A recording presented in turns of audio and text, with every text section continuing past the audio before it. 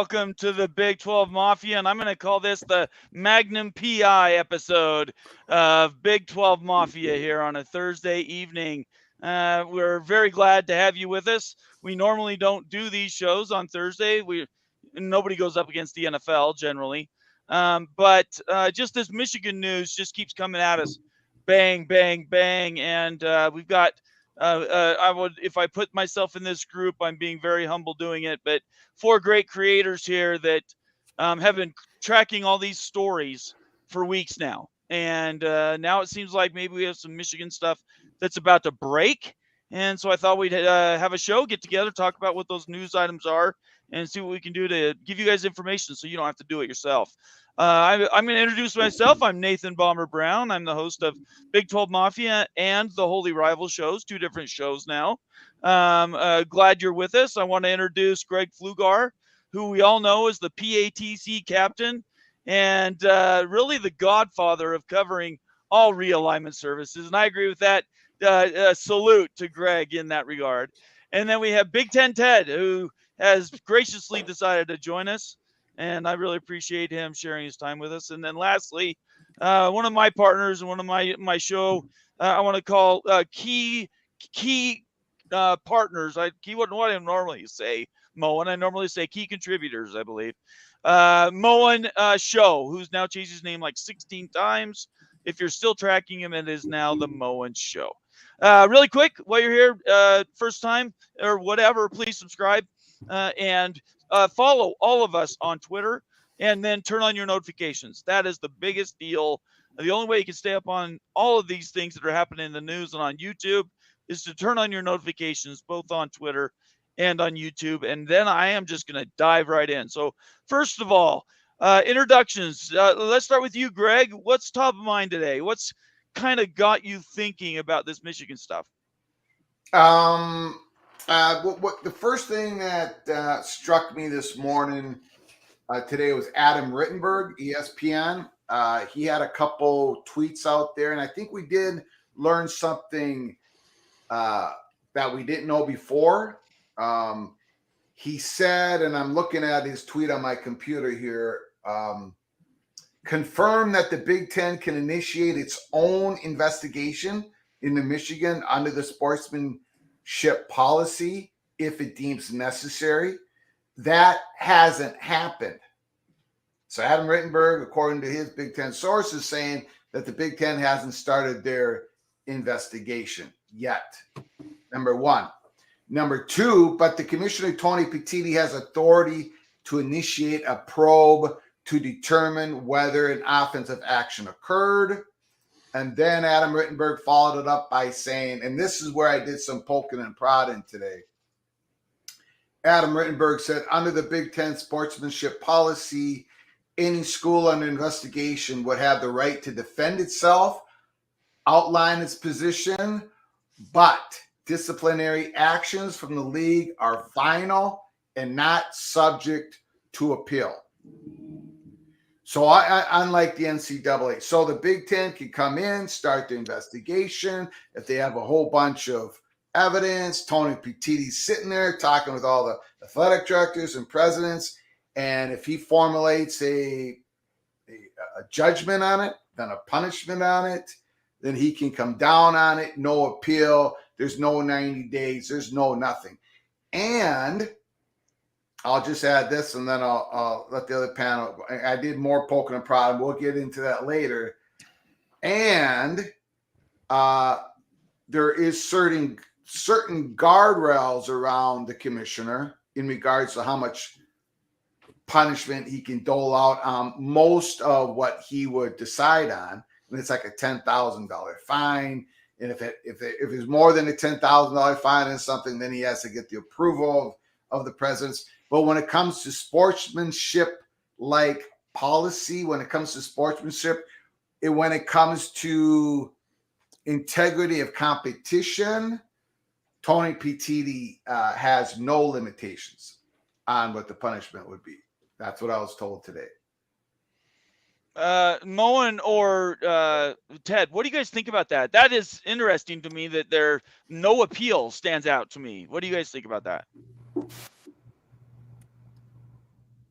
Well, yeah, that's it's not the NCAA, of course, as Greg said. So it's a little bit different right now. I'm just very curious to see how Tony's going to go about this, because I'm not going to say guarantee, but once one guarantee, whatever that is, we're not going to see anything on the NCAA side until 2024. Someone of significance, I can't remember who it was, that said today, said we're not going to see anything. Maybe, I think it was another Thamel follow-up article that said nothing, maybe until the start of the 2024 football season, aka academic year. Would that be 24 and 25? So there's going to be this long period of time where this shadow is just going to be hanging over not only Michigan, but the conference as a whole, because you got to think the conference is going to say, come on, we want something to happen here. And if Tony Petitti has the power to do so, you got to think these foes within the conference are going to want something to happen very quickly. But then again, Tony kind of realizes what Michigan is, and maybe he's not going to come down on them and drop the 1,000-pound hammer right away. Maybe it's going to be some penalties. We mentioned suspensions, fines, something like that. And then maybe the bigger penalties will come later for the NCAA. There's some dancing. There may be some politicking that Tony Petitti has to do with all this. Moen. Yeah, it's what's popular is not always right, and what's right is not always popular. Tony Petitti has 17 schools that he is the commissioner of. I know the other schools out west don't join until technically, but they're Big Ten schools as far as I'm concerned. And I think their attitude is that they're in. Right, they're Big Ten schools. Yeah. He also has to deal with the ACC and the SEC commissioners. We know this scandal has now expanded beyond the Big Ten. They're scouting ACC opponents. They're scouting SEC opponents. The one conference that didn't scout was the Big 12, and they ended up losing that game. So, yeah, that's true. That's very true. I think Tony Petitti, we always say in football, big-time players make big-time plays in big-time games. Big-time commissioners got to make big-time decisions on big-time stages. This is the time for Tony Petitti to wipe it from front to back, get rid of everything that's down there at Michigan, and hit them with some penalties. They shouldn't be allowed to play in this year's conference championship game. They shouldn't be allowed to be in the postseason. And it really, competitive balance is the biggest piece of this, right? Give us let's talk about Minnesota. Minnesota plays or has played Michigan already. Do you guys play them this weekend, Greg? It's Michigan State. Michigan State this weekend. When do you play Michigan this year, Greg? We got whooped. Oh, you've already played. So do you think the scouting, and we're going to assume you guys were scouted, helped that game at all? No. I don't think it did, right? No. They probably didn't need to send anybody there. But no, they could have called their score regardless. And most of they would be 8-0, 5-0 at this point without in-person scouting. The question is, last year against the Buckeyes and some other competitive games, was that a difference? And getting to the college football playoffs, last 2 years, was that a difference? We don't know. But most competitions for Big Ten, Michigan, it wouldn't matter.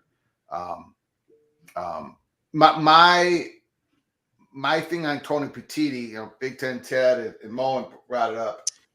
Kevin Warren, when he became commissioner of the Big Ten, right away, early in his commissionership, we got the pandemic, right? And how did the Big Ten deal with it? The worst part of what Kevin Warren did during that whole pandemic was he did not communicate. He did not build consensus among all the schools. He did not bring people in. He didn't have these big group meetings. He screwed up on communication. Above all else, he screwed up. He couldn't answer the questions. He wouldn't answer the questions. And the presidents, athletic directors of the Big Ten institutions, they didn't know how to communicate to their fan bases, to their coaches. And it was just communication was so. Tony Petitti, he's got to communicate to Minnesota, Ohio State, the Evil Badgers, everybody on in the Big Ten, right?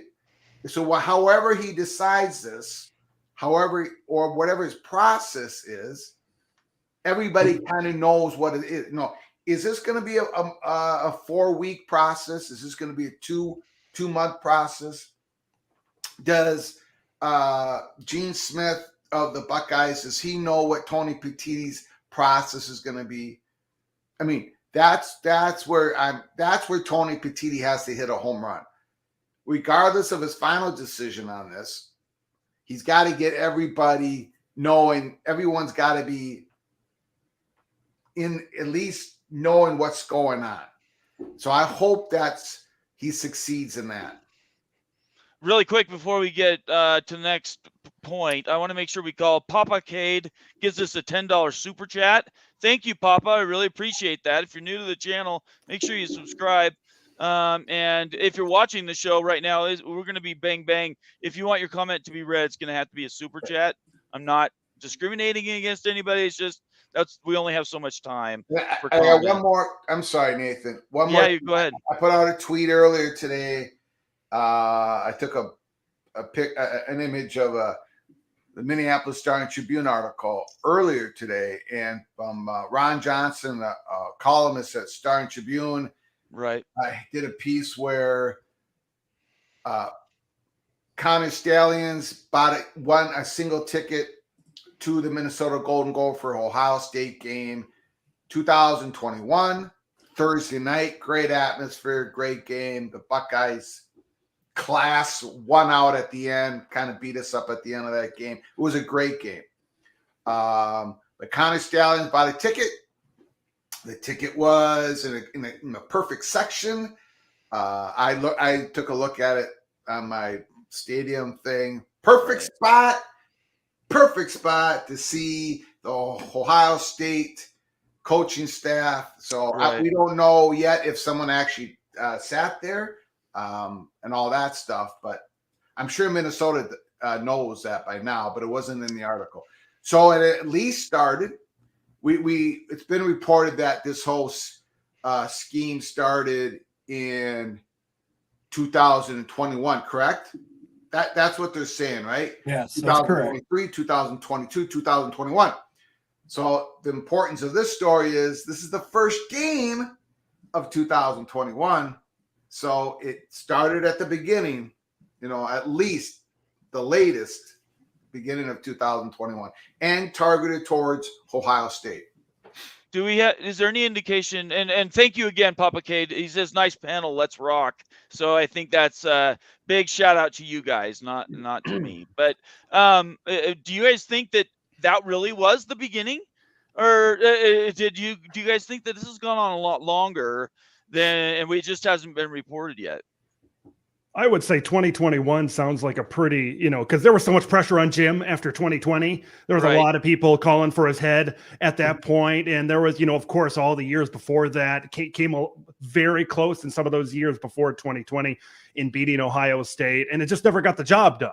And what did he say? There's that famous line at media days where we're going to beat Ohio State or die trying.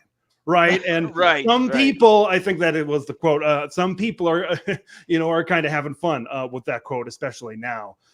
So the timeline makes sense. If this is what went on starting in 2021, the pressure is ramping up. Remember, I think before that 2021 season, Jim Harbaugh had an amended contract where he was going to take a pay cut. And there were all these things that he kind of made with the athletic director, to say, hey, your standard, what you've done on the field hasn't lived up to what we expect here at Michigan. And so that really makes sense. And guys, I was just kind of browsing through Twitter right now. And I don't know, Nate, if you want to pull up I know you can kind of screen capture and everything. Sure, absolutely.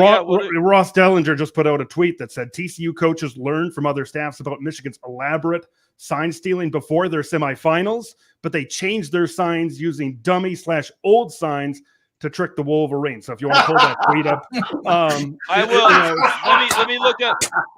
Let me bring that up. Let me bring that up. 20 minutes ago. Okay, and it was just a regular tweet.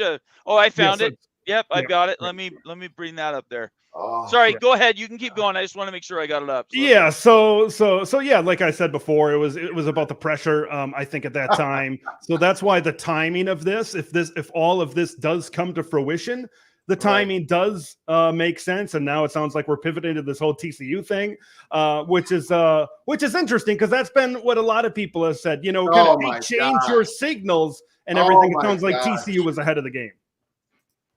Well, oops, I apologize. I did the wrong thing. Well, that means TCU maybe got intelligence they were doing it. Sure. Yeah, that's I think what I want to take out of it as well.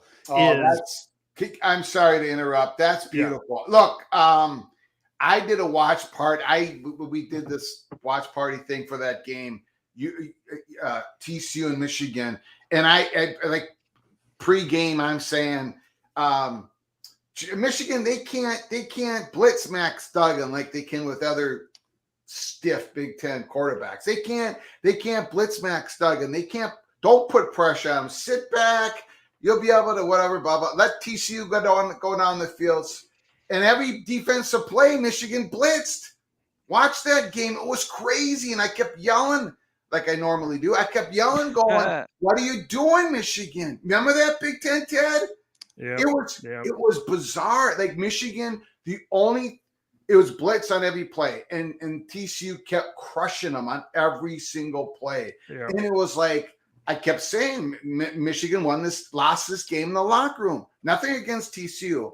I'm just saying Michigan was doing the exact opposite on every single play, and now we're finding out that TCU put dummy signals up. They knew that Michigan was cheating. This is unbelievable. Well, and if it goes back that long, we're talking now over a year.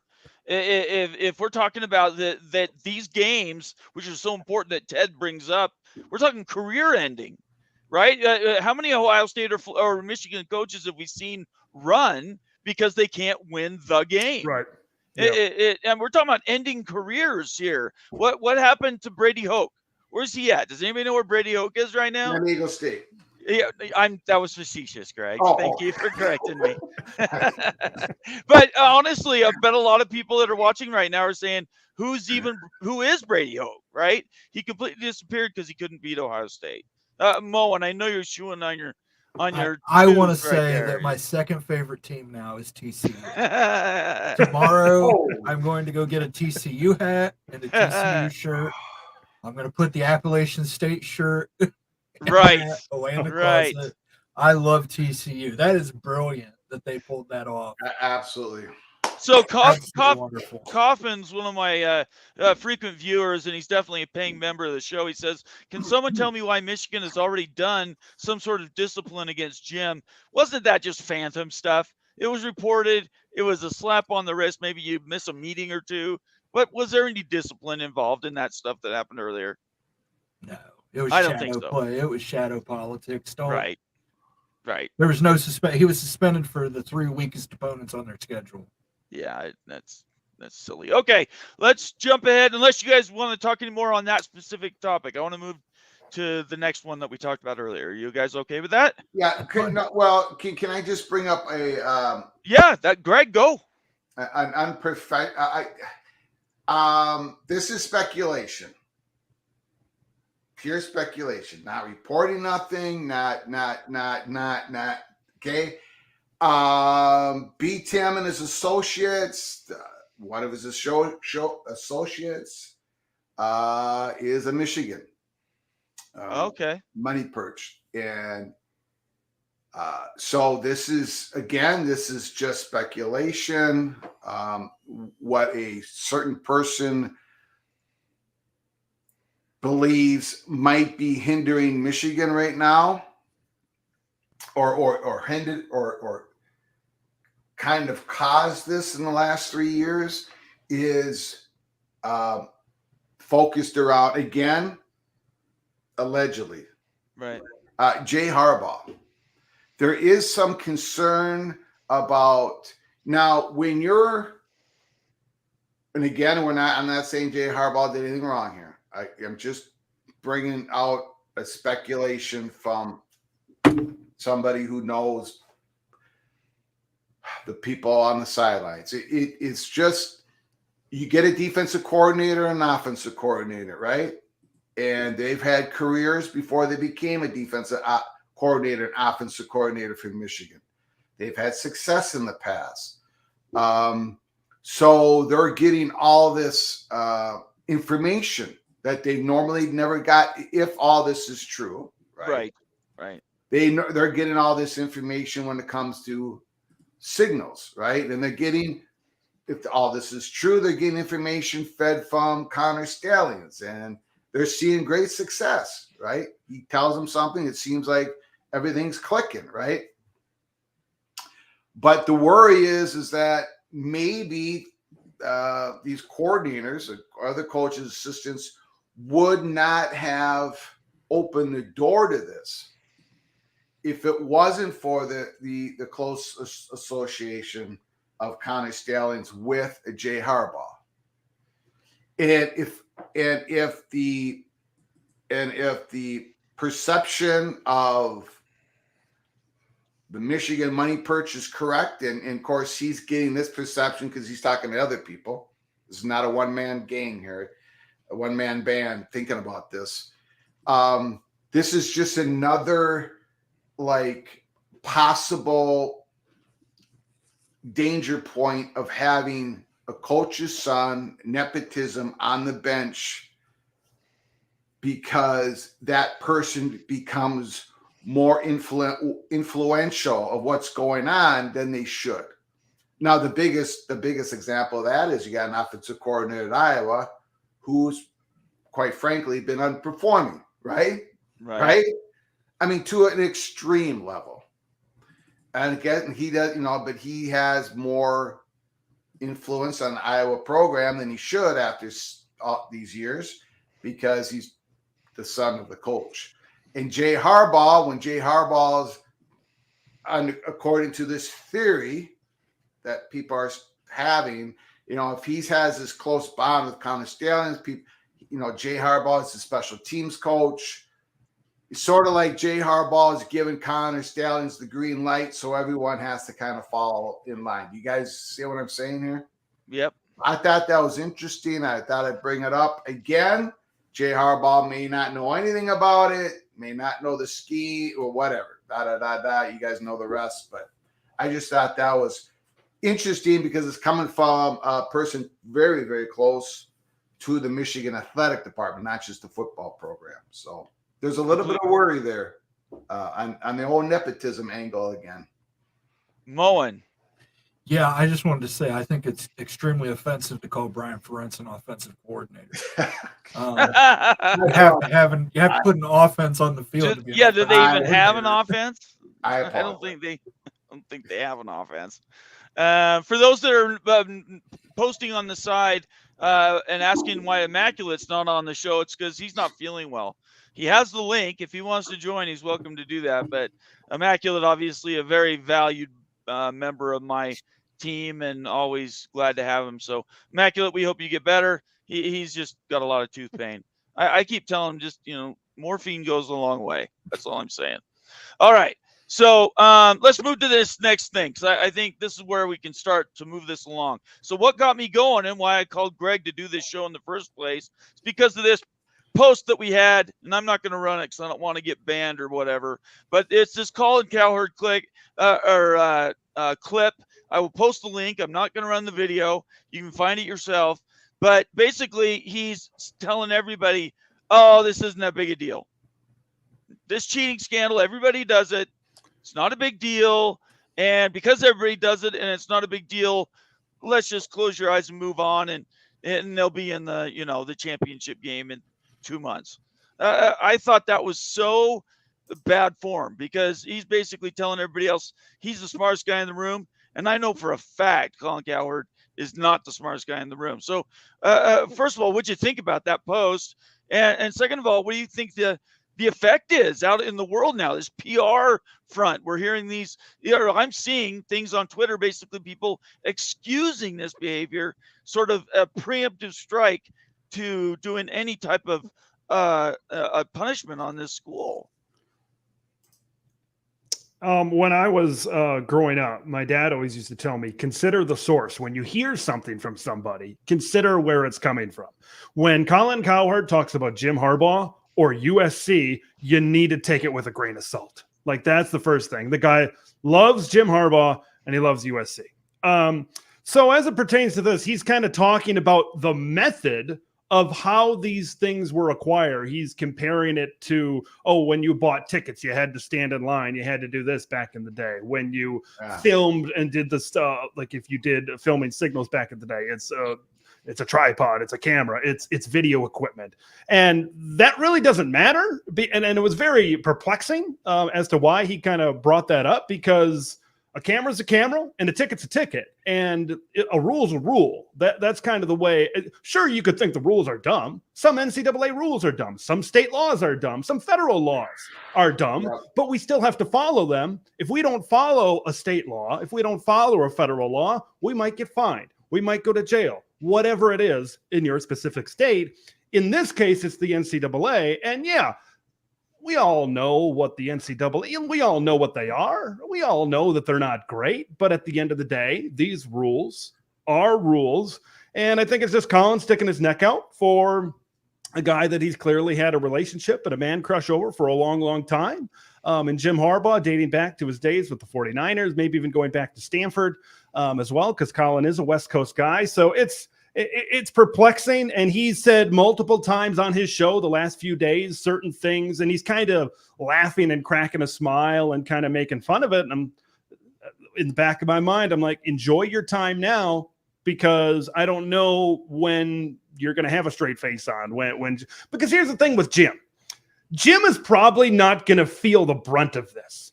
Jim Harbaugh, this is a last dance situation, right? I heard Rich Eisen say that today. I said that all the way back in the summer, right? When Blake Corum came back and some of their offensive linemen that maybe went into the draft when they came back, it was at a last dance feel. We're all coming back to accomplish something that has evaded us. And then Jim's going to leave, right? Jim's going to leave. Yeah, Jim's going to leave. I said this to somebody else today on my channel in the comments. Jim's going to leave. The staff's going to leave. JJ McCarthy, offensive line, everybody's going to leave. And then you're going to bring in a new staff that has nothing to do with any of this. And now they might be the ones that get penalized. So, completely agree. Moen or Greg, you got anything on that? Colin Cowherd is a dingleberry on the asshole of success. Where do you come up with these? Do you use AI to come up with these things? I swear, Mo, you crack me up. All right, keep going. That was pretty much it. Anybody who takes anything Colin Cowherd says with any amount of seriousness needs to check themselves into a hospital.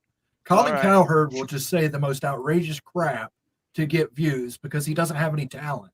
That's it. Right. He doesn't have any talent. He doesn't have any intelligence. So let me say something outrageous so people will tune into me.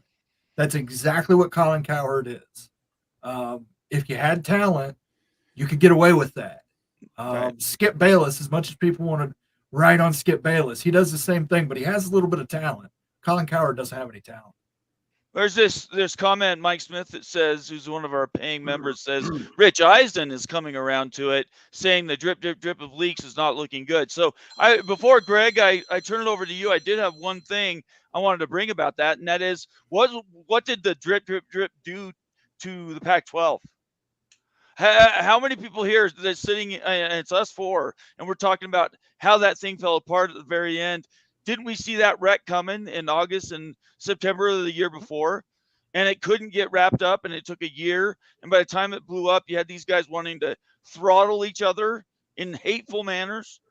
It's will kill the program, and it will horrifically damage the status of the Big Ten, at least in the eyes of the SEC. Yeah, in regards to Colin Cowherd and just to expand on and bring in a whole bunch of other people who have kind of disappointed me, to be honest with you. A lot of Michigan beat writers and YouTube channels and everything. Number one, I get it. You don't want to piss off the people who watch you, the people Right. who consume your content, or the people who buy your whatever. And another other thing is they don't want to cut off their access for future information. So they're being a more like a cheerleader than, you know, someone who's giving you the straight information. And some of them have been incredibly intellectually dishonest in regards to this story. And I've tried to have some communication with them, but they're on a roll, man. They're going to keep going and going and going. They're going to throw up everything. So that has disappointed me. The Michigan fans, every fan base would pretty much act the same way. Most people, because their program, especially a program like Michigan, especially at this point in time where they're about to win or about to have their best chance to win the national championship. And so they're disappointed, like Rich Eisen said, it's drip, drip, drip, and it ain't stopping, and it's getting worse. And Michigan they got caught. And now the main storyline is the punishment and when the punishment happens. Right. And Ted brought up a good point. The next coaching staff, which is going to be next year, the next slew of players, they're going to be stars at Michigan, which is going to be starting next year. All of them are going to pay the punishment, and everyone who did this is not going to. That is why Tony Petitti has got to get on the ball, and whatever punishment is going to happen in regards to sportsmanship, integrity of competition, it's got to happen in the next 3 weeks, 4 weeks. I think that's where the story is going forward. I think something interesting that's going to happen. Let's say in Michigan, we talk about staffs leaving, players leave. I've talked about it many times on my channel, getting ready for the season and throughout the season, is that this is a Michigan team that is going to go through drastic turnover in 2024, whether this sign stealing thing happened or not. Right. There was a possibility, and then they probably still might be that way, where they might have the most NFL players drafted this season. Like, what happens if this thing flips over?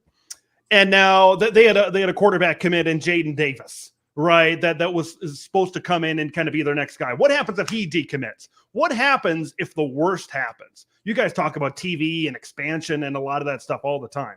What happens to Fox, CBS, and NBC if Michigan isn't that draw over the next 5 years? Other teams are going to step up. I have no doubt in that. That's kind of how the ebbs and flows go. Right. But Michigan has that big fan base. You got to think where Michigan was at right now as a program and where they were projected to go. Who knows? We'll see what happens. Maybe they could get a guy that could turn this thing around and keep it going in that direction. But from a TV standpoint, that's one of your big draws right now. And when I talk about Tony Petitti politicking, maybe dancing around the line, that's kind of something that he's got to keep in mind, because if the hammer does drop for the Big Ten office, what's going to happen for them going forward as a TV draw? Because these Michigan-Ohio State games the last few years, they've been the most watched games of the entire season. And now if you go back to 2015, 16, whatever it was, when Ohio State was rattling off win after win after win. Sure, other games are going to step up, but with all due respect, Oregon and Washington, right? This season, they had a fantastic game. It was the biggest Oregon-Washington game possibly ever. It's still Ohio State and Michigan is still going to outdraw that by a large margin. You could keep going down all of these rivalries. Wolverines and the Buckeyes have something special at the end of the year from a drawing standpoint, from a TV standpoint. No one's taking back anybody's money. Okay, that's not going to happen, but it's just going to be interesting to see how, if the worst happens and if the Titanic does really sink for Michigan and they kind of go into a Rich Rod or a Brady Hoke type of era, what's going to happen? How is that going to change the dynamic of the conference from a TV and a revenue standpoint? Just something to think about kind of as this all unfolds. Moen, I'll let you answer and then I'll follow up you. In the Michigan locker room, there's a sign that says, "Those who stay will be champions." Let's see if that motto holds up. Yep. I don't think it will. I think as soon as this happens, I think you're going to see massive waves of Michigan people hitting the transfer portal. It's not the old days of Bo Schembechler putting his hat on a nail that Fielding Yost pounded in the wall. Right. These kids are going to transfer. It's going to happen.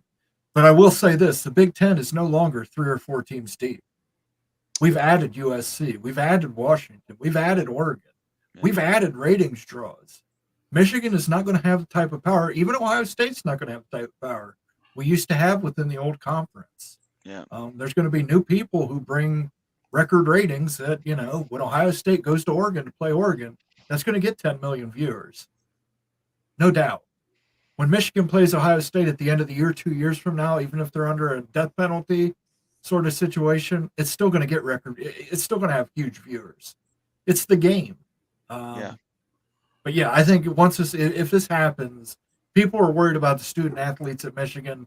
Stop worrying about those student athletes. Worry about the student athletes at the other 13 institutions who were cheated because Michigan had an unfair advantage. So this is my thought on it, and you, Ted, you intimated this, so I thought I'd answer it. As far as the economics and how this all works, right, and realignment, and how the news sort of, these news cycles, they used to be like days, if not weeks long. Stories used to take forever to bubble up and finally get to in front of panels like what we have tonight. And yet this one is 4 to 5 days old, and it's over, right? I mean, at this point now, people are just waiting for proof. And so it happens so quickly, and it can do the damage. It's magnified many, many times what it used to be, just because everything's out open and with social media.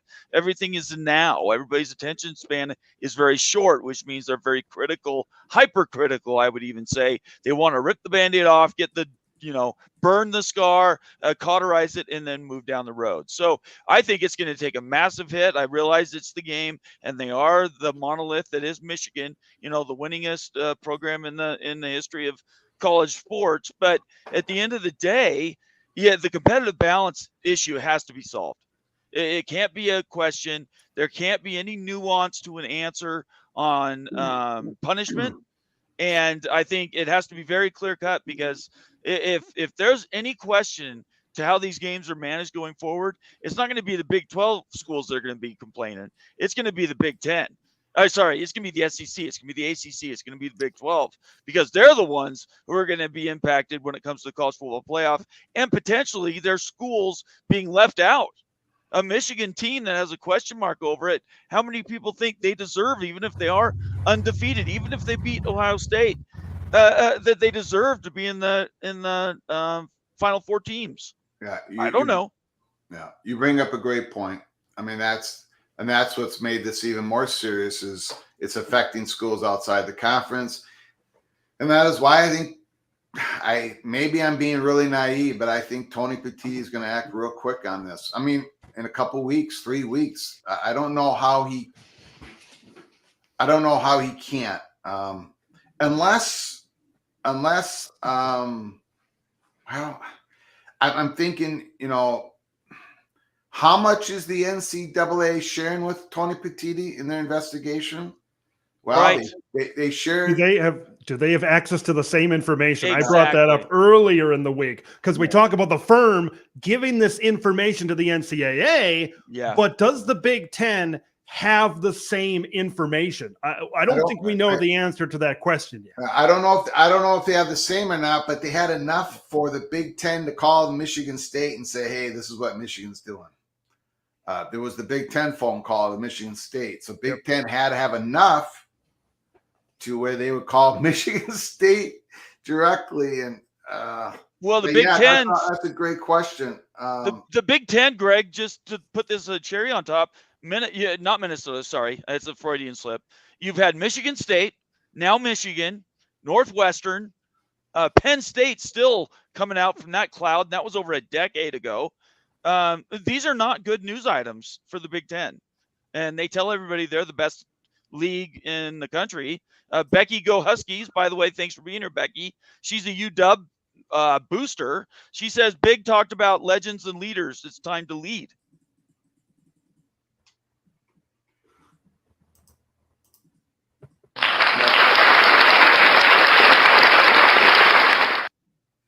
I didn't Great mean to cut you comment. off, Greg. Greg, I didn't mean to cut you off. I No, apologize. you didn't cut me off. I said what I agree. I agree with Becky. And they're gonna have to. And I said earlier in the show, Petitti's gonna have to talk to everybody, get consensus, and act pretty quickly on this. If not, then you're running the danger of having this affect other teams and other conferences, and it's just gonna get even worse. Can we move on to the next thing, which is the FBI deal? That's just come out today. At least it was new to me today. And Moen, I think you're the most read up on this. Do you want to kind of review and tell everybody what this is about and kind of why it just adds more trouble to what is a really troubling story? Sure. This is the third investigation that University of Michigan football is now under. And this one is probably the most serious, depending on what they discover. If you remember back, the co-OC, Matt Weiss, quarterback's coach as well, was fired from Michigan for illegal computer access. But we didn't know what that meant. We just know that the University of Michigan police seized his personal computing devices. Now we know that the FBI is involved because these are computer crimes that cross state lines. Now, we don't know what that means exactly, but we know that once it crosses state lines, the feds get involved. This isn't necessarily linked to the cheating scandal. It might be. This might be one of the ways that the information found its way to the NCAA. But it's significant. It's a significant update to this case that the Federal Bureau of Investigation has got involved because there are victims, multiple victims across state lines. Ted, do you have anything to have you read the article?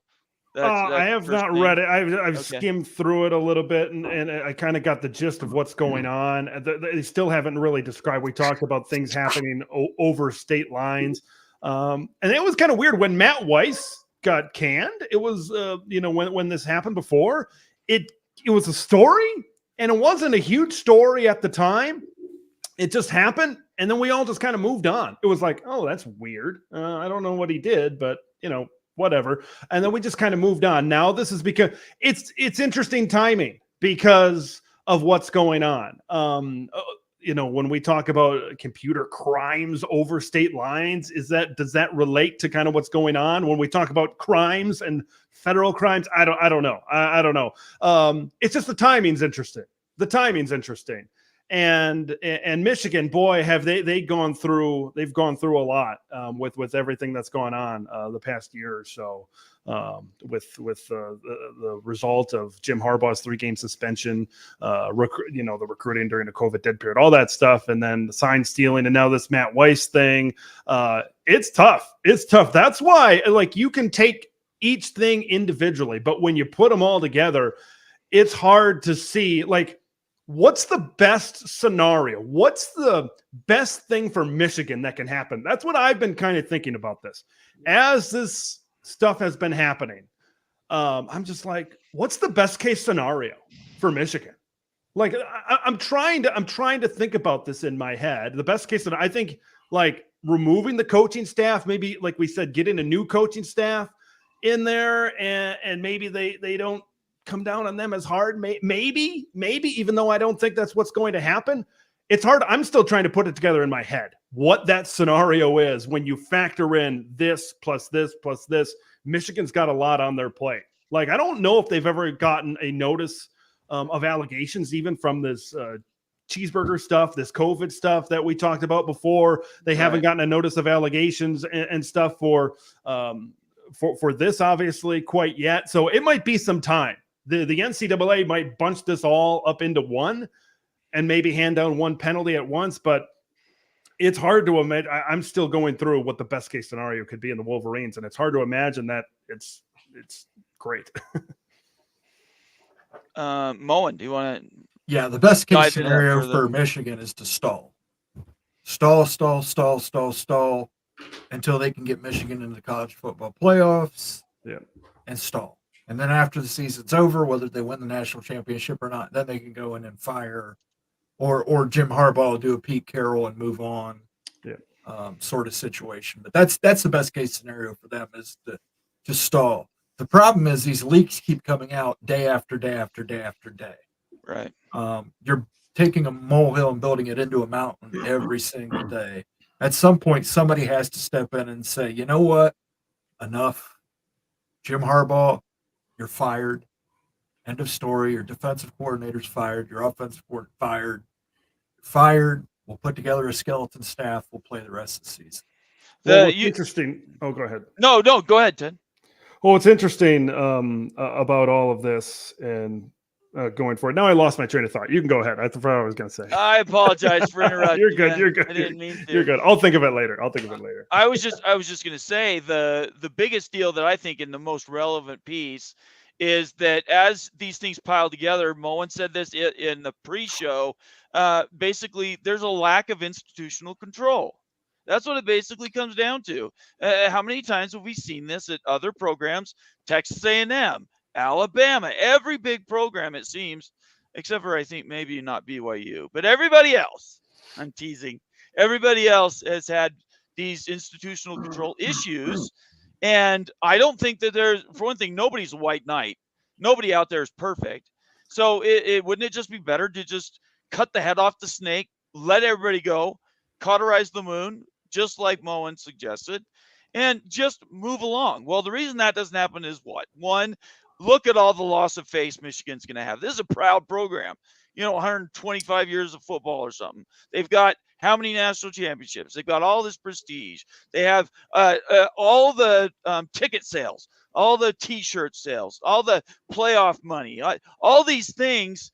And then you have Jim Harbaugh, and I think he's probably got a $30 million, $40 million buyout. That's why it's not so easy to just say, cut it off, cauterize it, and move down the road. That's why it's waiting. It's waiting. Like Moen mentioned, it's stalling. They are going to try everything in their power to get to the end of the season, get to the Big Ten championship game, get to the semifinals, win the championship. That is their goal, whatever it takes. And maybe they're politicking in-house to make that happen. Whatever it takes, they can say, you know what, you can do anything. Just do it after January, whatever date, after January 10th, right? Just do it after then. We'll cooperate with you. We'll do whatever. Just give us this championship. And maybe the championship later will be vacated. It might take a year. It might take 2 years for that to happen. But I think we're trying to get to that point. What I was thinking about before is this story broke originally. What was it, last Thursday, Friday, whatever it was? First of all, what a convenient week, in whatever way you look at it, to have a bye week for Michigan this week, right? To do it right smack dab on that week. Michigan plays Purdue on Saturday night, 8 days from now.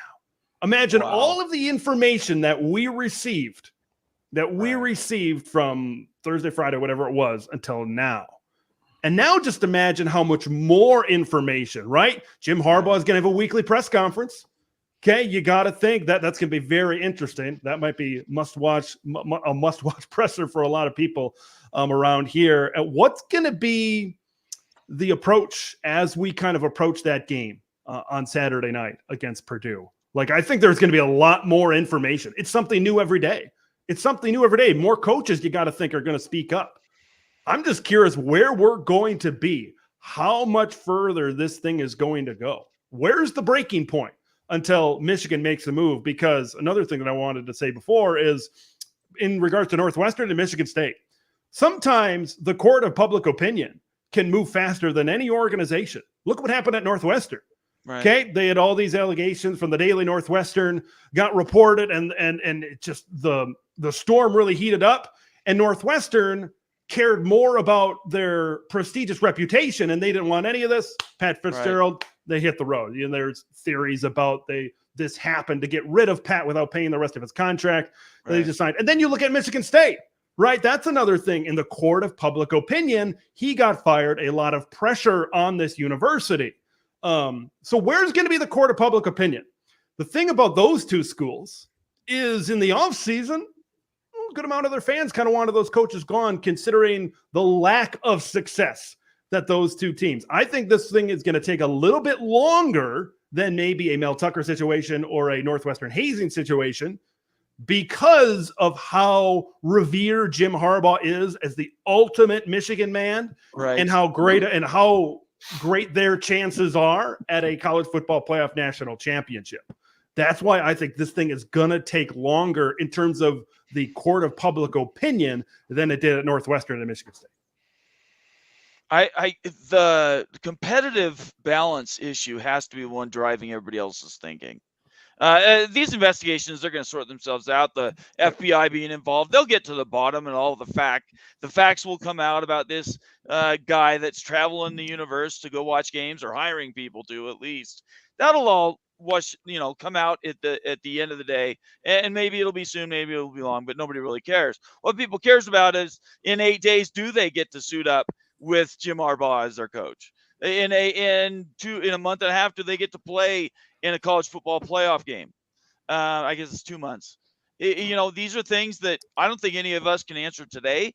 But man, I got to believe that if I'm sitting in, let's say, Oklahoma, and I'm undefeated, and I'm I'm on my sort of victory tour through the Big 12, and I get to the end and I happen to slip and I lose one game, are they going to be screaming and yelling bloody murder if they don't get in? They're 5 and Michigan gets in. Boy, that's going to be, if you get some of these undefeated, like an undefeated Big 12 champion, you get a Pac-12 champion that wins out. Let's just throw out Georgia wins out. Washington goes. Yep. Florida State wins out. Maybe a Washington gets in there undefeated. And now you've got, the Big 12 is a great example. If you got Oklahoma, who's undefeated right now, I believe, if they win out, and now you got Michigan, let's just say they win out ahead of them. I think, to be honest with you, even though Michigan's on the field, it appears that's the best chance for the Big Ten to win a national championship.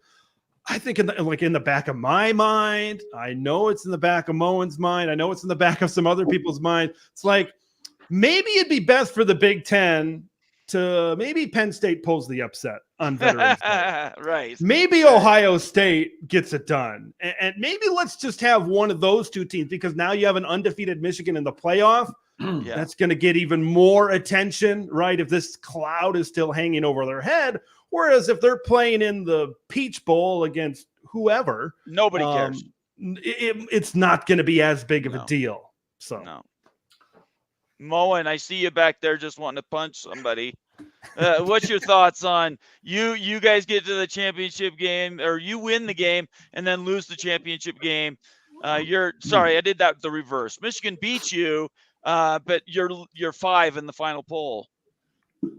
Right. Well, for starters, I don't want to take anything away from the Michigan players. The Michigan players are talented players. Yeah, I don't think we said anything about the players. Yeah, so. I don't want to make it seem like I'm complaining that Ohio State lost because of stealing signals. No. I think Ohio State lost last year because Ryan Day did a poor coaching job. He coached not to lose instead of coaching to win. So I just want to put that out there first, because I know Michigan fans in the comment section are going to be hitting hard. But yeah, I don't think that you can allow Michigan to go to the college football playoff, especially when you look at like the ACC. It's looking more and more like Florida State's going to finish that out undefeated. Right, I agree. You look at the Pac-12, it looks more and more like Washington's going to finish that out undefeated. I think so. You look at the Big 12, it's going to be real close. Oklahoma might have to beat Texas one more time, and Oklahoma gets in undefeated. The SEC championship, Georgia might be the top of the class in that conference, and they're undefeated. So now we have 5 undefeated champions. Mm-hmm. How do you weight Michigan in there? I think you have to have those guys in the room are going to say, hey, Michigan was stealing signs early this season. They're weighted number 5. It's going to play something in that college football playoff selection. Well, and I guess we can even put that out. That is one way they could control it without making any changes, is just vote them out. Right. Just don't vote for them. If all of the writers out there come to the common conclusion that Michigan did do some sort of cheating this season, just don't vote for them, and they won't get in. It's only 4 teams. It's not like if this was next year, 12 spots and Michigan sitting there, do you let them play and come in as the 12th seed? I mean, I'm glad it's happening this year. Ted, you said earlier, next year is going to be fantastic. It is. 24 is going to be an amazing year. You've got now an A4. You got everybody consolidating into these 4 power conferences. These teams are ready to jump and get out there and do some battling for 12 playoff spots. I'm just very curious, even in this year's 4 team, let's say you get those scenarios where you get Washington, Oklahoma, these schools, Florida State, right? They all run the table. And you got an Ohio State team that's sitting there. Let's say unfortunately, let's say they lose to Michigan by 10, right? Say it's closer. It's 30-20 or something. They got wins over Penn State. Let's say Notre Dame wins out and they're 10-2.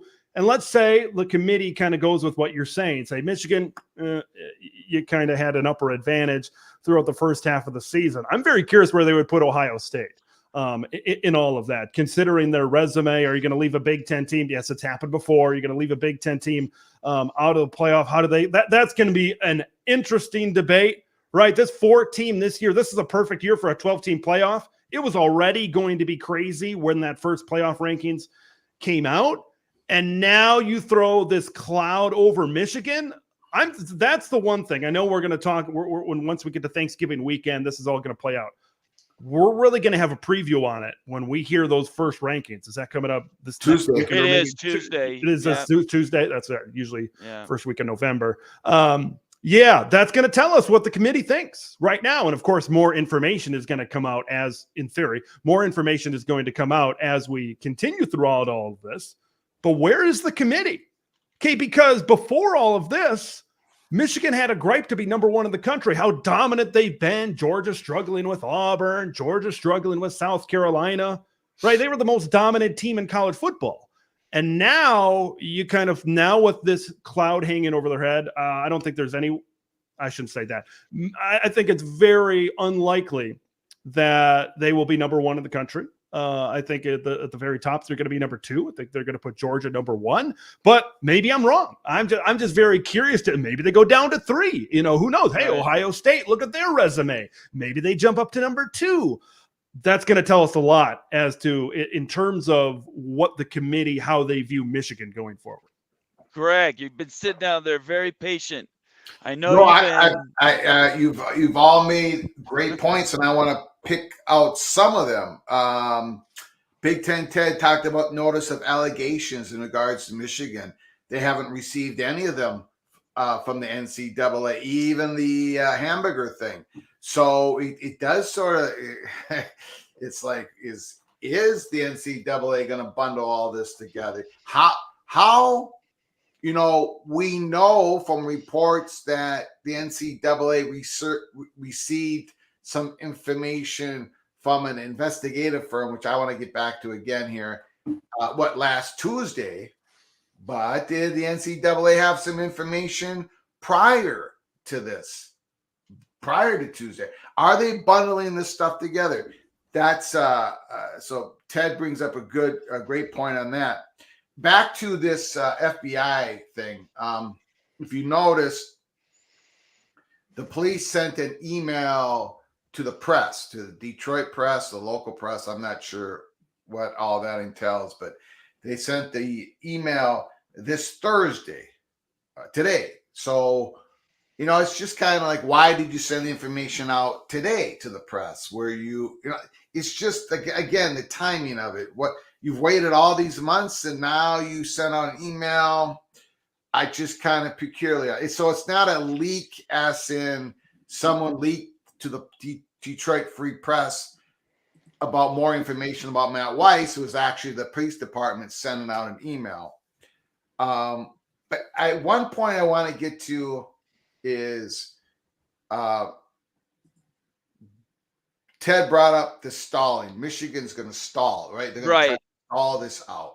Right. They're trying to get to the Big Ten championship game. They're trying to get to the semifinals and possibly the championship game. But there is, and I don't know who or what it is, but there is a force out there that who hired the firm? Who hired the firm? Moen, I don't want to talk out of turn on your beliefs on it, so you can. I don't want to take the words from you, so you go ahead and say who you believe it was. University of Michigan hired the firm. Okay, so let's say that's accurate. Well, there's a whatever force that is. They're trying to make it that they can't stall it out. Like, you know, they gave somehow they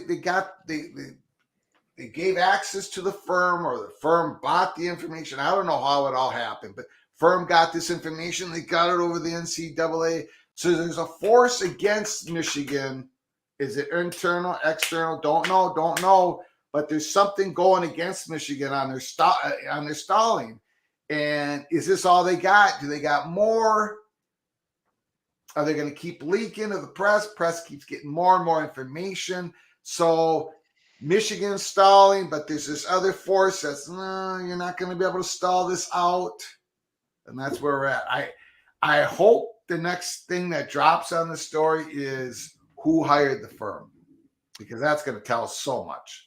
There's been a lot of comments on my channel recently from the Michigan faithful as how did the firm get this information? Right. How did they hack into the Michigan computers? How did they do this? How did they do that? That's illegal. This evidence is going to get thrown out, right? As you might see in some of these other cases. You know, I don't think that's, I think in a case of this notoriety, in something of this notoriety, there had to be some permission granted at some point. That's kind of where I'm at. Could it have happened? Maybe, but it's very highly unlikely. And, you know, like you said, so some of you guys have brought up some situation of how that permission was granted.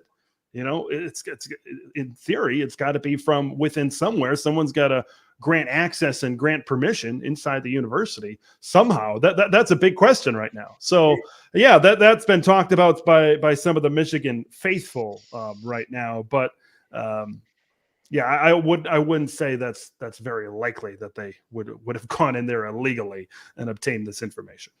Well, but maybe. Because I mean, it's possible. Like I said, it's possible. Because in this case, and tell me I'm wrong, but in this case, I don't think we have what is that called?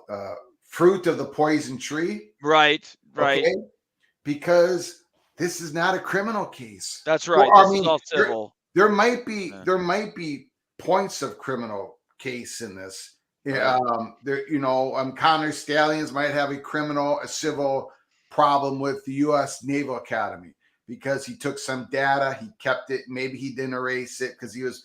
So that's another reason he may have to squeal or he may have to plea bargain, whatever. So there may be criminal civil cases built within all this, but when it comes to getting this information out on Michigan and whoever hired the firm, it might not be fruit of the poison tree. Whatever comes down to Tony Petitti and what happened, he's going to be able to act because of what the information says, regardless of how underhanded it was in getting him the information. You know what I'm saying? Because it's not a court of law.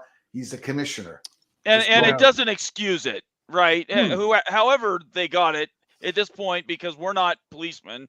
It's not so much about that. It's about what actually happened. I think that's what matters most. One good point that a lot of Michigan people are saying is it does have some importance how the firm got the information, because, someone could have set Michigan up. I mean, you can't, you have a certain chain of, what is that called? Chain of evidence. We handed over the evidence firm to the NCAA, who someone might have planted this, whatever, so there is some importance to it on how the firm got the information, but overall, the whole case isn't going to be thrown out. No, it's not that kind of a story. I don't think yeah. No, it's not that kind of a story. Moen, did you want to add anything to that? No, I would just say, with the Weiss investigation going on, Occam's razor usually the most likely is the most likely. Yeah. And most likely this is information that was gleaned from the Weiss investigation that ended up coming to light and being pushed towards the NCAA, either by somebody within the FBI or somebody within the Michigan State Police Force. It could have been a secretary.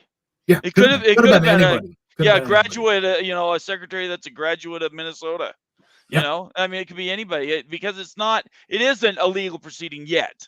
There's investigations and other things, but right now the court is public opinion, as Greg has said over and over again. It's us. It's what their perception or our perception of them and how they're operating. I want to get through a few. We had some amazing comments as we've gone through this panel discussion. This one was earlier. It says Kenneth Evans says, even Vegas knew that there was something going on because of Michigan's record against the spread since 2021. I wish I would have kept that tweet that came out last night that showed his record from 2016 to, I think it was 18 or 19. And then, or no, it was 20. So it went through when he was hired to 2020. He was upside down. It was like 13 and 20 or something like that. Then you look at the other side, since 21 against the spread, he was like 21 and 8 or so. I'm making up numbers because I can't remember the tweet, but it definitely, there was some betting things that were going on. And so, I mean, what do you guys, that's really, I think one of the biggest deals is, besides the competitive advantage, we have people that are losing their house checks on these things. Yeah, that's something that I'm sure they're Vegas is not gonna take here. So yeah, that's I saw the record against the spread. It's gotten a lot better, right, since we've gotten to 2021. We'll certainly say that. But has the Michigan talent gotten better since 2021? Yeah, probably at the same time as well. Both things, not saying it's one or the other. Right. Both things can certainly be true at the same time, as the saying goes. But yeah, it's Vegas might be losing some stuff. So they might want to get back some money they lost, so to speak. So it's just one of the many questions that's yet to be answered. I think one thing we've learned, talking throughout all of this, and I'm sure each one of us has kind of done our own digging and research, is a lot of questions. We keep on learning stuff every day. No doubt about that, but still a lot of questions. A lot of questions to be answered.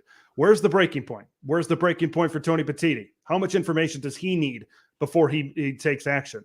And like we said, we talk about Michigan stalling. They're going to stall as long as they can. They're going to push this thing back as long as they can. But yeah, I'm excited to see what happens during a game week. I know we're in a bye week, and I know it's not going to happen until next week. Right. How is Jim Harbaugh going to approach this at his press conference? Okay, how are the players? I feel terrible for the players. As far as we know, they had nothing to do about it, and that's the slippery slope. Excuse me, that you have to deal with. As far as we know, these players have nothing to do with it. Now you're going to penalize them. You're not going to send them to the Big Ten championship. I know coaches are a big deal as well, and like I said, it's a balancing act. It's going to be tough. But as far as we know, this has nothing to do with the players right now. Could we find out more later? Maybe. But as of right now, it doesn't. Should they be punished? Arizona State would tell you they might do it themselves, right? They might get ahead of it and try to punish themselves to circumvent or at least to postpone their competition. They might say, for half a game, Jim can't coach. I don't know what it would be, but they might try to preempt it. And I said that on my channel this week in one of my commentaries, is when they're talking about the court of public opinion, like look at what Northwestern did and Michigan State. We made those examples already. Kind of once the firestorm started, they made the move, right? We talk about the preemptive strike is kind of how I worded it. And other schools have done that. You mentioned ASU. Other schools have done that throughout the history of the NCAA. Hey, if we penalize ourselves, maybe when the NCAA comes calling in a year or two, they're going to take it a little bit easier on us. When will that happen at Michigan? Is that what you were going to say, Greg? No, Ted brought up another great point, though. No, I was just going to I'm sorry. I didn't mean to. I was just gonna say I was asked on Twitter during the show. I was asked, why are you taking this so personally, Craig? Why are you taking this personally? I said, I'm not. We follow the stories. We report on the stories, right? Right. But you know what? Now that I think about it, I think I am going to take it a little personally. I'm kind of pissed sitting here because I'm reading this TCU game. I mean, just that game alone. I just read a little bit more. Ross Dellinger. TCU was tipped off. Yeah. Because it was so, and the coaches knew it. The coaches didn't have the proof that it was in-person scouting, but coaches across the country knew that Michigan was blowing everybody out everybody out. I think they called it like the best in the world or something. It's in the article. When it comes to stealing signs, because they were doing something that no one else was doing, right? If TCU wouldn't have been tipped off, what would have happened in that game? TCU would have lost, right? So, yeah, you know what? Now I'm kind of pissed thinking about it. Excuse my language. Now I'm getting kind of mad because you were trying to steal TCU's ability to win that football game. TCU probably wouldn't have won that game if they wouldn't have drawn up dummy signs. If whoever tipped TCU off gave TCU the opportunity to win that game, Michigan did not give TCU the opportunity to win that game. What's crazy about that game is, and now what we just found out an hour or whatever ago, like, look how close they were tipped off and everything. Look how close this game was. That was one game, because that's one game that people have brought up. Oh, they didn't scout TCU. They would have, right. Like, JJ McCarthy throwing pick sixes and interceptions, and then stupid play calls, right? Where they do a Philly special down inside the 20 when you're you're effing Michigan. Yeah. Run the damn ball. Like that's I was pulling my hair out because I was so invested in a Michigan-Ohio State national championship game. Yeah. All right. And as that night continued to go on, it became increasingly frustrating. And it all started, Ohio State losing to Georgia. Georgia's a good team. They're a great program. And all credit to, the Big 12 and all credit to TCU. They deserve credit in all of this, right? Yes, not taking them away. When this game ended last New Year's Eve, I was more mad at Michigan than anything. It was, but you got to give credit to the Horned Frogs for doing what they did. Now thinking ahead of time, like we know that they did, but it's just frustrating. It's very frustrating from a Big Ten standpoint when you were a missed field goal at the strike of midnight and just stupid turnovers and stupid plays away from an all Big Ten championship. I don't know. That's how I feel. Thank goodness for whoever tipped off TCU, though. Right. I mean, jeez. So can I just tell you guys, you just made my day, because we started this show an hour and 14 minutes ago, and you guys were all calm. Everybody was calm and collected.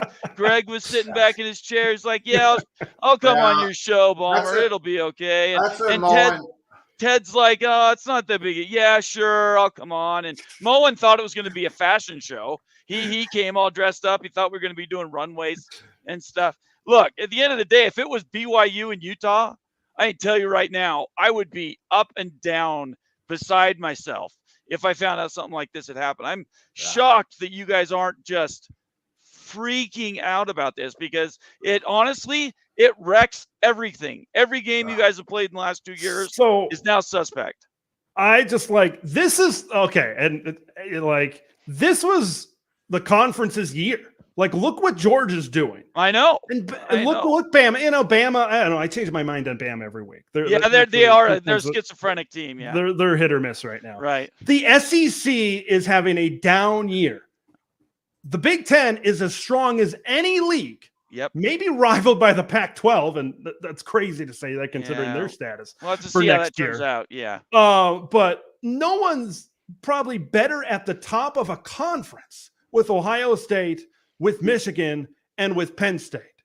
And now your best chance for a national champion, this happens? Like right now, I've been thinking a lot about this lately, and I mentioned this on the show before. It's just like I'm getting to a point where, man, Penn State pull the upset, Ohio State get it done. You know, because I don't want, from a conference point of view, I don't want this hanging over the league headed into the playoff. Right. I just don't. I don't want a fraudulent national championship. If we're going to go out and we're going to win this thing, we better win it with not this shadow just constantly hanging over, you know, because there's been a lot of people within Big Ten circles have been talking about, all over people talk about the SEC, you know, we're on par with the SEC.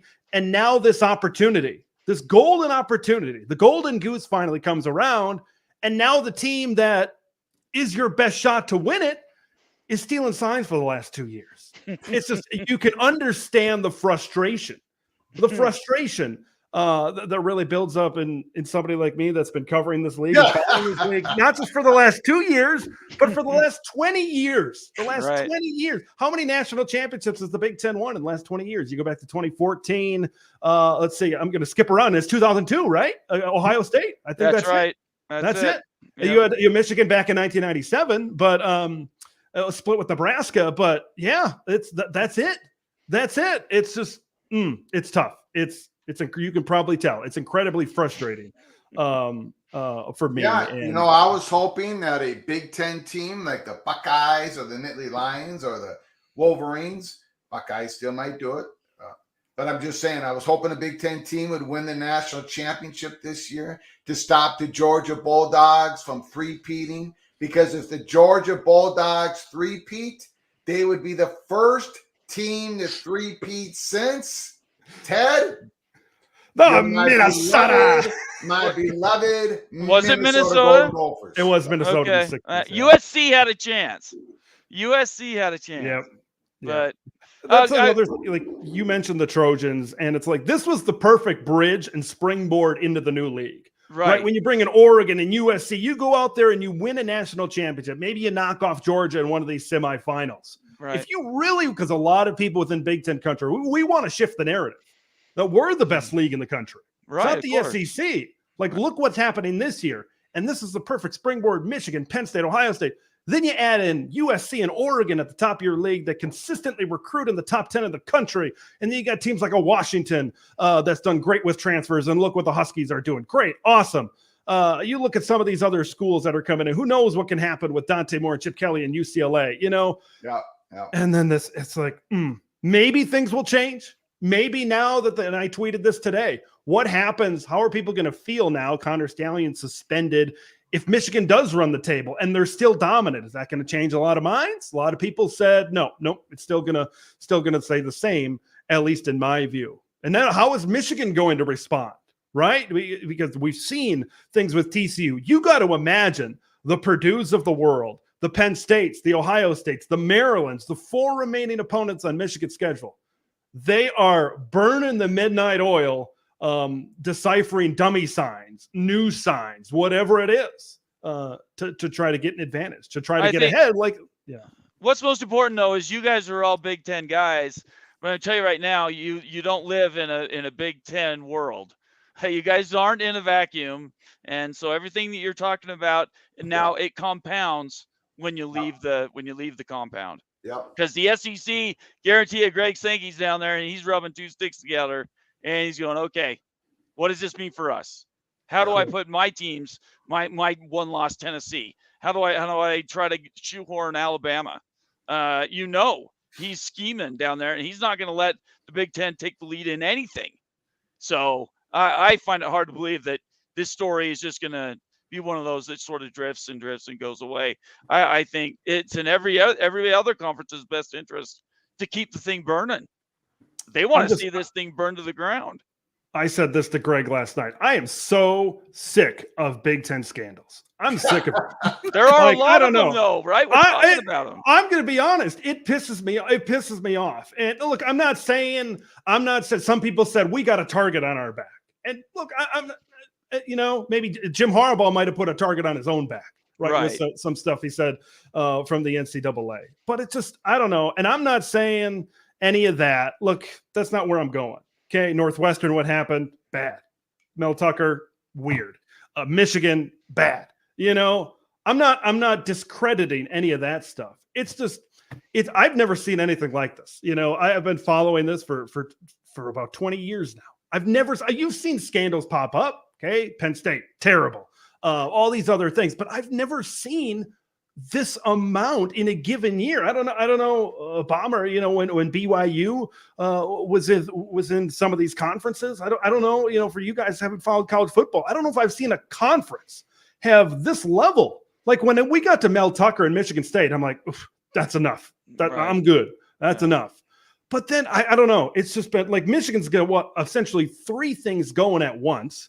And then you had Mel Tucker at Michigan State, and then Northwestern. It's just, there's been years when the tough. Pac-12 had 3 or 4 schools that were in trouble at the same time. The SEC, and Greg will back me up. We're the same age. That the SEC's had several years where there's been more than one scandal in a particular year. And you could go back to the dying days of the Southwest Conference where they were almost all on probation, I guess. Yeah, I forgot about that. So you go into the 80s and it's all SMU all the time. Right. Yeah. So Nathan, great. Go ahead. I just sent you a DM. I want you to read the article if you got time. I do, yeah. Can one of you guys answer this comment I put down here? It's been plastered down there for a minute because I didn't know that there was you guys can read this. So when the players are looking at their sidelines, then jumping up and down after reading a call, you say the students have nothing to do with it. But the student athletes don't know how if they got it illegally. I don't think the players would know. I don't blame the players. Right. I thought when I watched that video, and I'd have to go back and look at it, I think Connor Stallings or whoever points to the sky, and then everybody else is pointing to the sky, I believe. Yeah. So that's just the kids' way of notifying the offense. So like you see one go up sometimes, but now you see 20 go up, it alerts you more. Yeah. It's very common, especially on the field to shout certain things, like Greg, you know all about this. Peter, right? This past week. Things like that. People do things in large groups on the football field. And I think that's just another thing. Nathan, you got to read this. Okay. All the way down to the end. Okay. Because it gives you a sense. Now I'm getting all upset again. Read that whole from top to bottom on that page. Okay. All right. I'll read it really quick. You guys, just chill out. You're cool with that, Moen? I'm good with it. Go for it. Yeah. Garrett's a great guy. He does some great articles. Yeah, it's not very long. Just give me a second. I'm going to read it out loud. That's what I can do that, sure. Yeah. Okay, here we go. This is from 11 Warriors. I guess this is Greg Hodge. We'll give credit where credit's due. The headline says, Ohio State reportedly warned TCU of Michigan's sign stealing ahead of college football playoff. All right, here we go. Ohio State was one of several Big Ten schools that warned TCU about Michigan's sign stealing operation ahead of the school's college football playoff matchup last year, according to a report by Ross Dellinger. Per the report, the Horned Frog staff started to receive phone calls from Big Ten coaches. From Big Ten coaches about the Wolverines' elaborate sign stealing operation spearheaded by Connor Stallions. Right after the college football playoffs were announced, Ohio State was one of the aforementioned Big Ten schools that gave TCU a heads up. Moen, I want to hear your reaction to that. Literally everybody we talked to knew. One TCU coach told Yahoo. They said they'd say, just so you know, they steal your signs and you're going to have everything, so you better change them. Another coach told TCU staff, Michigan has the most elaborate sign stealing in the history of the world. Wow, that's pretty big. So TCU fought back. The Horned Frogs changed up some of their signals in addition to purposely signaling in plays so Stallions wouldn't have time. Wait. But they purposely signaling in plays late. Oh, sorry, I missed a word. Late. Yeah. Okay, sorry. Purposely signaling in plays late so Stallions wouldn't have enough time to alert Michigan coaches. They also reportedly purposefully used old signals to trick the Wolverines during their 51-45 upset. the guy, Stallions, was wrong a couple times. One TCU staff member told Yahoo Sports, we rewatched the TV version of the game. You can see him standing next to the defensive coordinator. He tells something to the coordinator and he points in the air to mean pass. You can see the play sheet he's holding with their hand signs on them, but not all of the countermeasures were foolproof. There are some times in the game that they still got us. A TCU staff member told Yahoo, especially on short yardage. The investigation into Michigan for sign stealing operation remains ongoing. No penalty from the NCAA is likely to be levied until 2024 at the earliest. That answers one question. Yeah. Though the Big Ten could still could punish the Wolverines earlier if it feels it has enough evidence. So a couple things. One is plural Big Ten teams. Yeah, I saw that too. Yeah. They already had the knives out for Michigan. They knew what was up. They knew it was Connor Stallions. TCU had to spend a whole bunch of time, right, redoing their signals, dummy signs instead of doing other things. They caught Michigan a few times. Michigan still got to them a few times. But in Connor Stallions, you could see our hand signals on his placard, right? Right. So, in other words, they had all the signs. They were going into that game believing they had all the signs, signals stolen, right? You make a placard of it. You're not stealing it inside the game. You've got it all done before the game starts. And that's those pictures that we saw where he's basically holding giant sheets of laminated. Yes, against Ohio State last year. This proves that it was the hand signals of the other team, and it's all pre-done before the game starts. It's brutal. It's brutal. It is. What do you think about that, Moen? Well, congratulations to Ohio State for notifying TCU. TCU, you're welcome. And it was more than the Buckeyes. Right. I'm sure Penn State was involved too. Yeah. But again, the fact that these schools all knew about this sign stealing operation, it's incredible. So, I mean, it's pretty obvious that more than one, probably at least three, I'd say Penn State probably knew. Greg Schiano from his time at Ohio State probably knew about this sign stealing operation. But I mean, again, it comes down to the stupidity of Connor Stallions. I mean, this must be the stupidest person on the earth. Well, yeah, he certainly wasn't Magnum PI or right. 007, I mean, obviously, you're not concealing how to do this properly. I mean, right. The SEC shorts did a great short this week where they show, how they were going to do it. And he said, "Oh, put a pinhole camera in the hat." No, don't do that. Just take this big ass camera out there on the 50-yard line and film it. What are you doing? Don't pay for cash. We'll put it on the Michigan card. Don't be idiots. We need the Sky Miles. So I mean, it's just I'm pissed off too, but I'm not. But here's the thing. I'm an Ohio State fan. If I get pissed off at it, everybody's going to say sour grapes. No, I don't think so. I don't think that's true. I know you don't think so, but everybody's going to say, "Oh, it's sour grapes from Ohio State fans." I don't think so. Not in this case. I know Ohio State's hated and nobody likes them. Right. But this is one situation where nobody likes Michigan either. And I think it's an embarrassment to the conference. I definitely it's an embarrassment to the conference. Well, and Petitti's brand new, This is all under Kevin Warren's watch. He screws up the negotiations for the media deal. He doesn't get the thing signed. So the money and reporting is completely wrong in that. It's percentages of marked millions off on how much the schools are going to get. So that's wrong. He screwed up. He didn't finish the closeout of bringing in the schools that he wanted to. He got 2, but not the 4. And that's because, like Greg said at the beginning, maybe it was you, Moen, he didn't network right? He didn't ingratiate himself with the people running the conference. So I would put this on Warren. I think Petitti's just going to try to clean it up. Right. Let's look at the expansion candidates too. This doesn't only impact. Imagine Notre Dame sitting out there waiting to see if Tony Petitti's going to do what's right. Imagine North Carolina sitting out there saying, "Was Tony Petitti's going to do what's right?" That's a great. Was he going to do what's profitable? Right.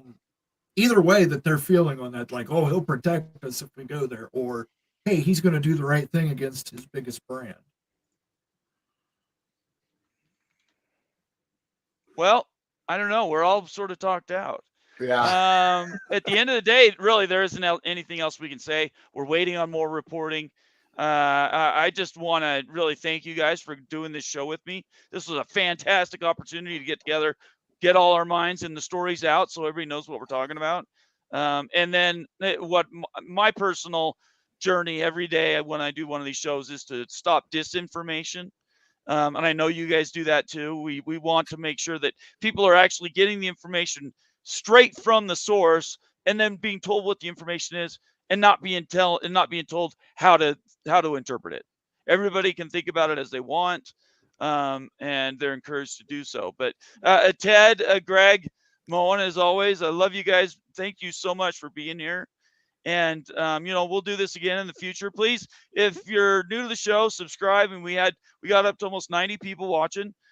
Please subscribe, hit that like button, leave a comment. Hopefully you liked the show. This was quite the power hour and a half. And Greg and Ted, especially, I really appreciate you guys being open to do this. And we'll do this in the future. So Greg, we'll let you sign out. What do you want to tell everybody tonight? I don't have much. Check me out at College Football, Peek Around the Corner, and next time I see you, until then, please, y'all take care of each other. Very good. Ted. Oh man. I'm trying to get past this thing. I want to talk about some football. I have yet to preview a game on the channel this week, so I might have to just dump on and do all 5 games in a single video tomorrow. But yeah, hopefully we'll be having some sort of content on the channel tomorrow, and then I'll be working on Saturday up until the Ohio State-Wisconsin game. So I'll kind of have my thoughts on that one after that game is completed this week. So I appreciate you having me on tonight. It's always good to catch up with you, and just hopefully we can find out more information here in the future, and this doesn't become a huge shadow.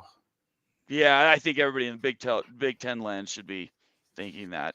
Moen, what do you want to say before I call out this last super chat? I want to make sure I got that on. One sound drop. I want to do one sound drop. Okay, go ahead. Stupid! You're so stupid! There you go, Connor. And we know that Moen's just got his new toy, which is a sound machine or something. So we appreciate him being here. Moen, we're doing our pick show tomorrow night. Yeah, I know. We haven't even got the lines figured out yet. We haven't even talked about games. When Ted said that in his smooth mahogany voice, we haven't even got the lines or the games picked. So I want to give. Go ahead. I'm sorry. Do that. I got to tip my head to my head to both Greg and Ted, because you guys actually do try to follow the games in your conferences. I tried the first week. Actually, I tried week 0 and quickly found out I could not keep up with any of it. I don't know how you guys do that. Greg, you do the watch parties. Ted, you're all over all these games every Saturday. Well, that's what I like doing the most. That's how my channel really started, is previews and reactions of games. And then I try to, I watch Greg for this realignment stuff, which I'm still 40% knowledgeable on this conference realignment and TV stuff. It takes a lot of time, let me tell you. It takes. So I try my best on. We have higher academic standards, right? But yeah, the football. I would much rather. I don't want to be talking about signs and stealing and all this stuff. I want to be talking about who's got the better offensive line. I want to be talking about Big Ten football. I want to be talking about Nebraska and Purdue. But this is the news. I think Purdue's going to win, Ted. Well, I picked Nebraska, but that defense, that offensive line in Nebraska, yeah, they've got some issues. Losing Piper and Cork, they got nothing. They're going to get, even against Purdue, they're going to get shredded. Quick shout out here from Cleveland Rocks, who's one of our paid members, but also does super chats. Thank you so much, Cleveland. He says, wait until November 11th and 100,000 fans chanting cheaters in Happy Valley. Ted, you're going to be leading those, right? Oh yeah, I might have to. Yeah, I think I might have to apply for a media credential for that one. I would love to. I would love. That's going to be like the. Oh, do they? I think they play at Purdue. I think coming up on the 4th. I can't remember exactly. Yeah, I think it's at Purdue, and I think Purdue is going to be a good crowd. It's a fine venue, but that Penn State game, if we get more information. Yeah. They are going. That's going to be something. I'm getting chills just now thinking. I kind of wish that was a night game. That should have been a night game. I know the whole TV thing. Right. I know it's big noon. They signed up for the biggest games at the beginning of the year, but boy, that is going to be, if they're still undefeated and if we've heard a little bit more information, but it's still not, haven't heard any action, and Harbaugh's still on the sidelines. Boy, that's going to be an atmosphere. That's going to be an atmosphere. Penn State, get your offense together. And that could be awesome. I'm looking forward to it. Mo, and I know, is looking forward to the game, and that'll be fantastic as well. Cleveland Rocks, thank you so much for the super chat. He's saying that's a bad look for both Michigan and the NCAA. I would say it's a bad look for all of college football, let alone Michigan and the Big Ten. So I think we're going to leave it at that. You guys, this has been great. We'll have to do this again in the future, and I really appreciate it. All the people that are watching the show, please subscribe to all these guys' shows on YouTube, and then their names and their addresses on Twitter, and then turn on those dang notifications. I cannot say that enough times.